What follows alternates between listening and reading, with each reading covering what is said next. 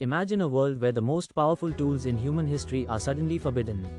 Now, imagine the company leading the charge into that future is the one slamming the door shut.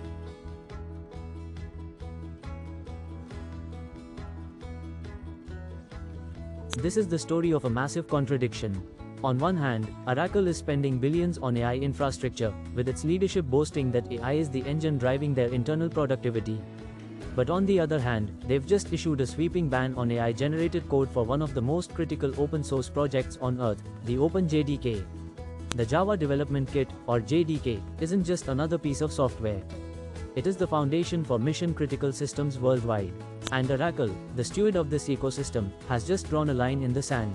Why would a company embrace AI internally while treating it as a contagion for the community? Is this a necessary shield to protect the world's software, or a strategic double standard?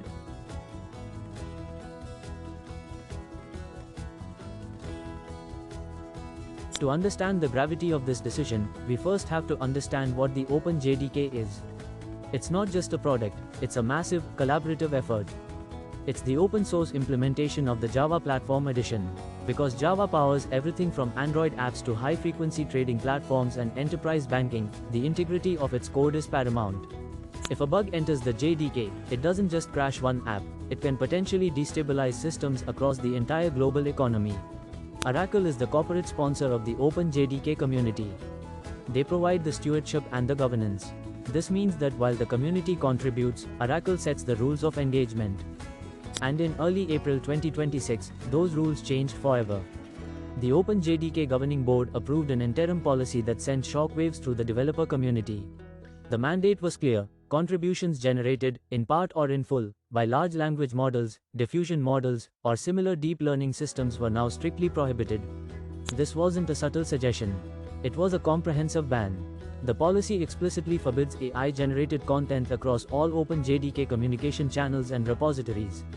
If it's an AI-generated line of code in a GitHub pull request, a generated explanation in an email, or even an AI-created image in a wiki page, it's banned. Now, some developers thought they found a loophole. They reasoned that if an AI wrote the bulk of the code, but a human edited it, it would be acceptable. Oracle shut that down immediately. The policy FAQ is explicit: editing 10 out of 100 AI-generated lines is still not allowed. Because the contribution is still, partly, AI-generated, it fails the test. To be clear, Oracle isn't telling developers they can't use *AI. The policy explicitly allows the private use of generative AI for tasks like understanding, debugging, reviewing code, and research. You can use AI to help you think *, you just can't use AI to write * the final contribution. To enforce this, Oracle is introducing a compliance mechanism. Contributors will soon be required to check a box in SCARA, the automated pull request review system, to legally confirm they've followed the rules. Why go to such extremes? Oracle cited three primary reasons for this restrictive approach. First, reviewer burden. AI is incredibly good at producing code that looks plausible but is subtly incorrect or impossible to maintain. For the human maintainers of the OpenJDK, this creates a nightmare. They can't just trust the code, they have to scrutinize it even more intensely to find the hallucinations the AI might have left behind. Second, safety and security. Because the JDK is mission critical, the stakes are astronomical. AI-generated code might inadvertently introduce security vulnerabilities or reproduce flawed code snippets from its training data. In a system that underpins the world's infrastructure, mostly correct is the same as completely broken. But the third pillar is perhaps the most complex: intellectual property. To contribute to OpenJDK, developers must sign the Oracle Contributor Agreement, or OCA. This agreement mandates that contributors must own the IP rights to the code they are granting to Oracle. This is where the legal world collides with the digital one.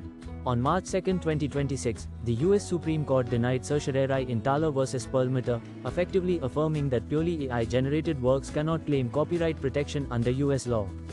If the law says AI cannot be an author, then who owns the code? If a developer submits AI-generated code, they may not actually own the IP rights they are claiming to grant to Oracle.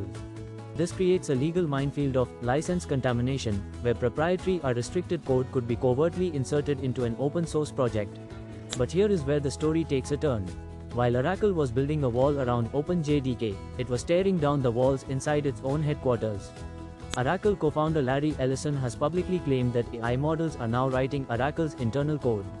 Co-CEO Mike Cecilia echoed this, crediting AI for accelerating their development cycles.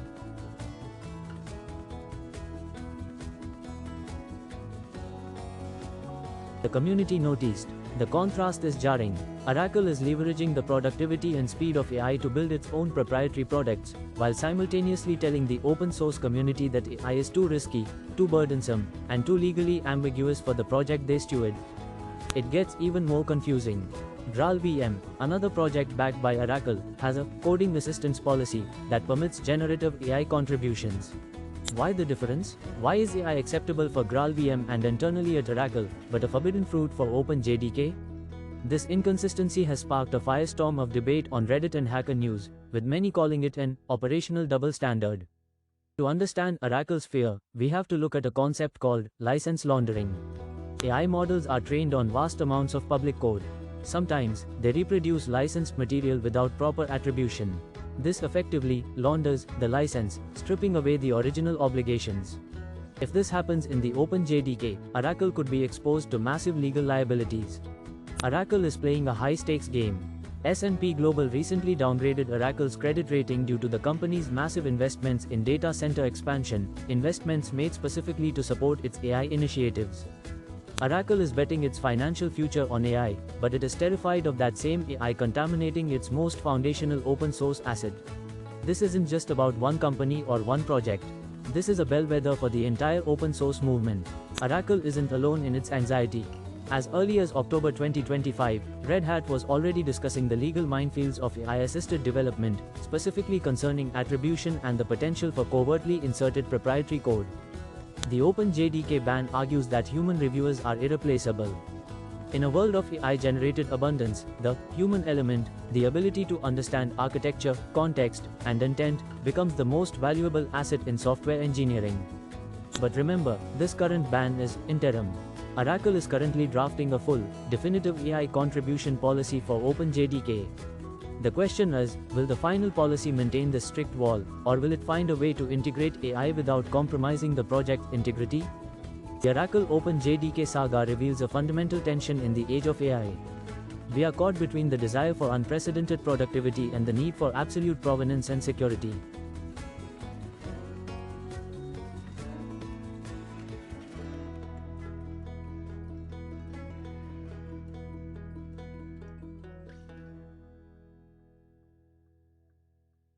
For developers, it's a reminder that while AI can help us think, the responsibility of authorship still rests firmly on human shoulders. For the industry, it's a warning. The legal frameworks of the 20th century are struggling to contain the technology of the 21st. Whether you see this as a necessary safeguard or a corporate hypocrisy, one thing is certain: the rules of how we build software are being rewritten in real time. And in the case of Java, the gatekeepers are making sure the humans stay in control. If you found this dive into the AI paradox insightful, hit the subscribe button and turn on notifications. We're tracking the intersection of AI and industry every week. Thanks for watching Deep Dive AI.